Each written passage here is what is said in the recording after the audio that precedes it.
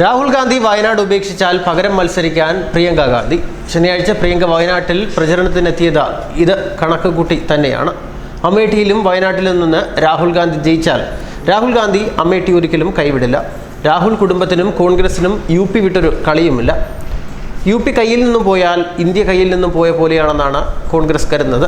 കോൺഗ്രസ് എക്കാലവും UPയിൽ കളം നിറഞ്ഞ പാർട്ടിയാണ്. രാഹുൽ ഗാന്ധിയാണ് അതിനെ കേരളത്തിലേക്ക് പറിച്ചു നട്ടത്.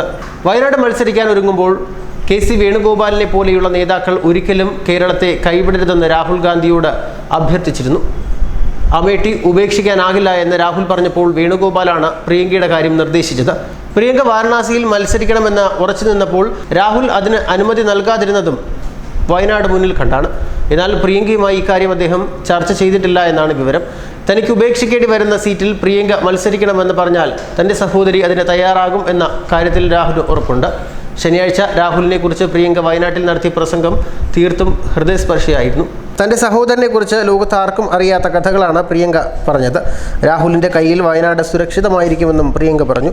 അച്ഛനും അമ്മൂമ്മയും അകാലത്തിൽ നഷ്ടപ്പെട്ട കുടുംബത്തിൻ്റെ സങ്കടം പ്രിയങ്ക പങ്കുവച്ചപ്പോൾ കേരളം കരഞ്ഞില്ലെന്നേ ഉള്ളൂ. രാഹുൽ ആരും അറിയാതെ കാനഡയിൽ ജോലി ചെയ്ത സംഭവവും പ്രിയങ്ക പങ്കിട്ടു.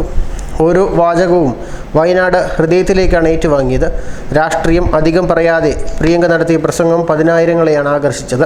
പ്രിയങ്കയുടെ പ്രസംഗത്തിൽ നിന്നും രാഹുൽ വയനാട് നിലനിർത്തും എന്ന് തന്നെയാണ് മനസ്സിലാക്കേണ്ടതെങ്കിലും സർക്കാർ രൂപീകരണ ഘട്ടം വരുമ്പോൾ അമേഠി നിലനിർത്തേണ്ടി വരും എന്ന് എല്ലാവർക്കും അറിയാം. എന്നാൽ ഒരു ഇന്ത്യൻ പ്രധാനമന്ത്രി ദക്ഷിണേന്ത്യയിൽ സ്ഥാനം ഉറപ്പിക്കുന്ന അപൂർവ കാഴ്ച നിങ്ങൾക്ക് കാണേണ്ടി വരുമെന്നും ചില രാഹുൽ ആരാധകർ പറയുന്നു.